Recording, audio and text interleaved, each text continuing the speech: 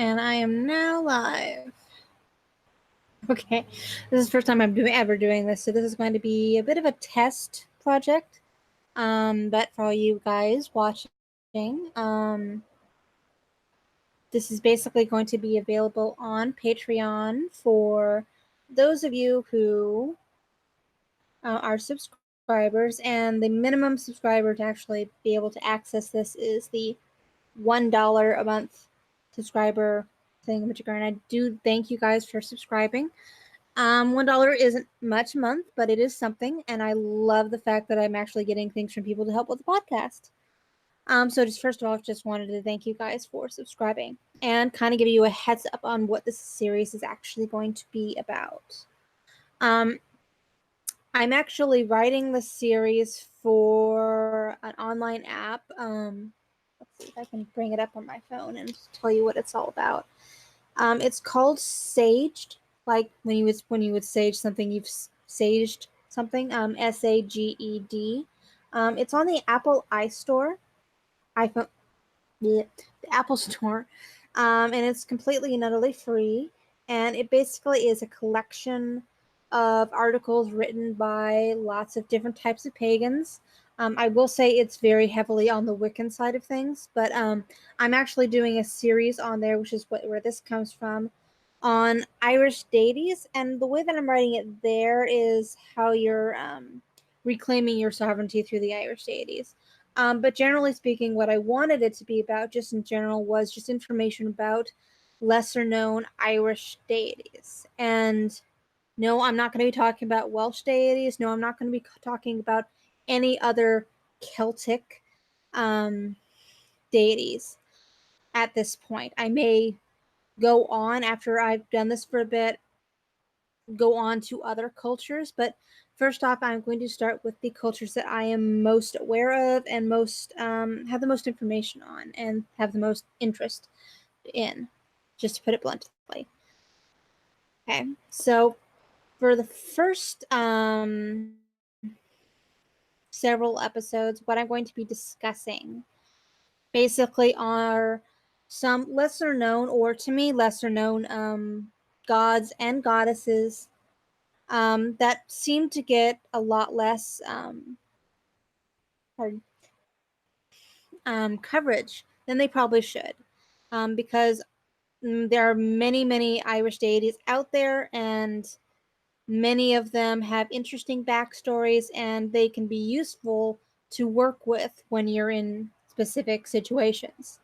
Um, and they're just interesting to listen to hear about. I'm the kind of person that sees something and reads about it and finds it terribly interesting. I will want to let people know about these things that I find interesting. So that's basically what this series is going to contain. And for this first episode, this isn't scripted, so I might get a little bit rambly, but I do have my notes next to me, so I'll be trying to keep on track here and keep you guys from getting too bored with all this.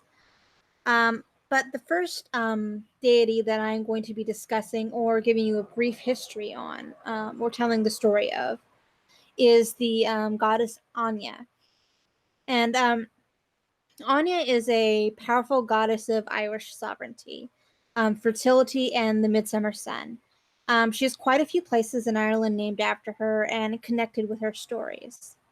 One place is the hill called Knockany in Limerick, which is in the western part of Ireland. And just as a side note, there's a lot of Irish in this, and my partner is learning Irish, and he's helping me with a lot of the pronunciation. He's not here at the moment, sadly, but I will butcher the Irish. I am sorry, and if you want to correct me in the notes, in the comments, or whatever, I'd be very appreciative. But just be aware that I am not an Irish speaker or a linguist, so I don't know a lot of the pronunciation. Just putting it out there. But anyway, she has a hill named after her called Knockany in Limerick, which is in the western part of Ireland. And stories told about Aine are often connected to the right of kingship, stolen power, and the consequences of those in power. In particular, the tale of one king of Munster, Alil Alum. Um, these themes are key, and also they are generally repeated in many other stories of Anya. King Alil had a problem that could not only spell out the ruin of his kingdom, but on a more personal level as well. The problem was that the land was infertile. The grass would not grow and feed the cattle, and that was a backbone to his kingdom. Without these cattle, his people would starve, and he needed to find a solution quickly. He turned to his druids, and one of them, named Furtius, um, told him to go to Nakani, the hill of Anya, on not Samhain. I know how to pronounce that. Samhain Eve, to seek out the help from the restorative powers there. And that's a direct quote from the story that I'm saying. That he said, "Get help from the restorative powers there." What he found and did there would indeed solve the problem in his kingdom, but not exactly in the way that he or any of them would have expected. When he arrived, there she was, Anya, daughter of Ekbal of the Tuatha Alil saw her and wanted to have her. And yeah. And so he attacked and raped her. It's very clear in the mythologies that is exactly what he did. He saw her and he decided to want her, and he took what he wanted without asking permission in any way, shape, or form. But Anya did not go quietly. In her struggles against her attacker, she maimed him by biting off one of his ears.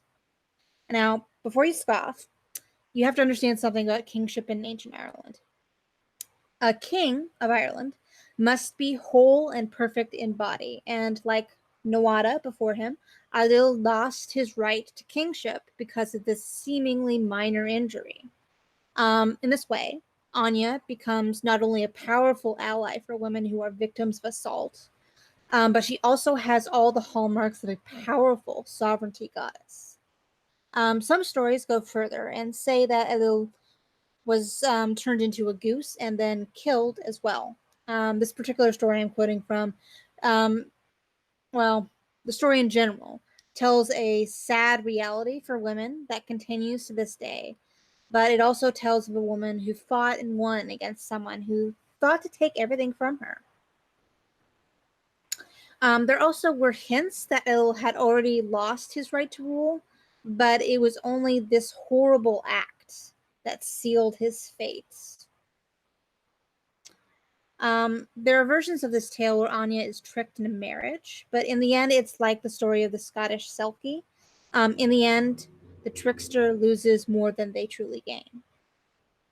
Anyone can learn from the story of Anya. It's not just a fable to give hope to the oppressed, but it's also a warning to those in power that they have the most to lose if they act against the vows or oaths of their office.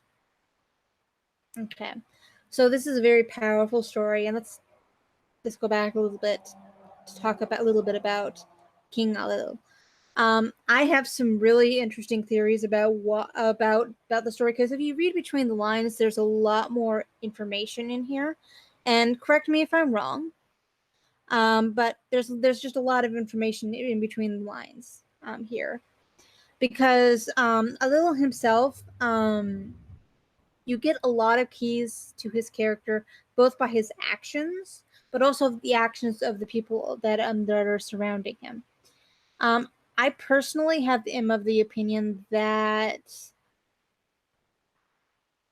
let's see, there were reasons behind him losing his kingship that had absolutely nothing to do with his actions towards Anya.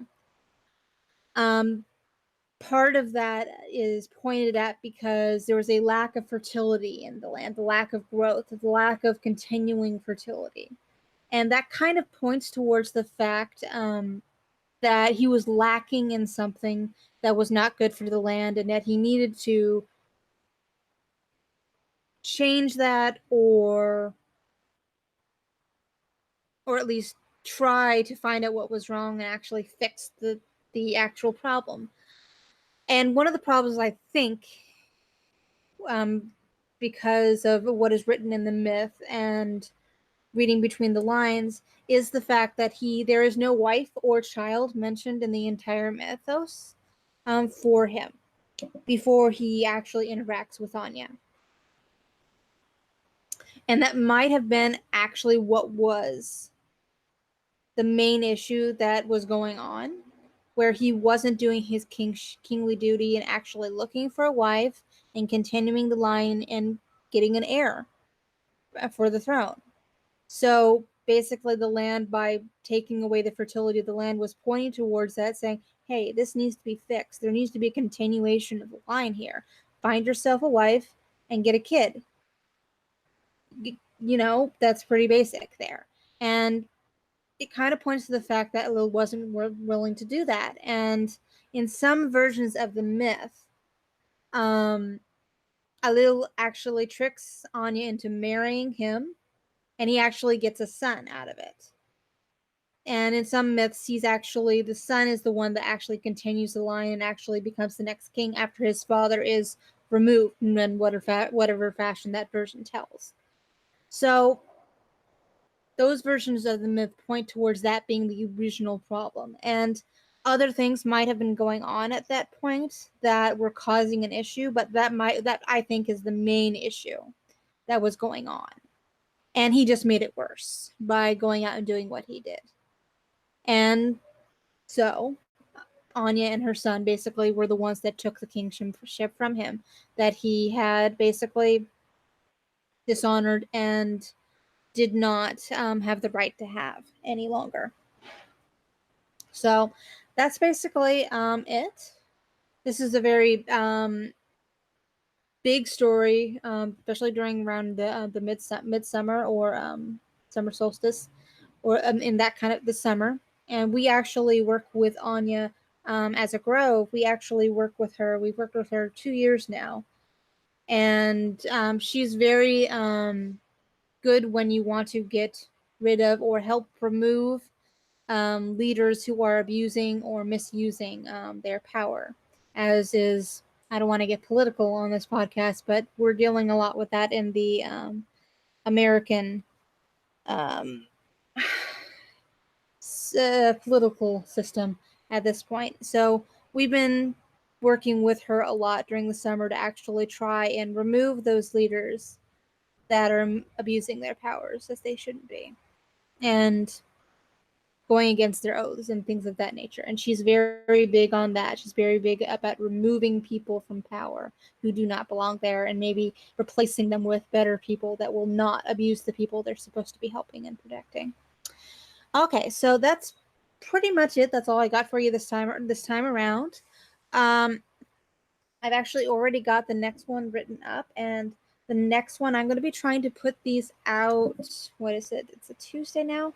Oh, Tuesday afternoon probably is the best time for me to actually to put these out there.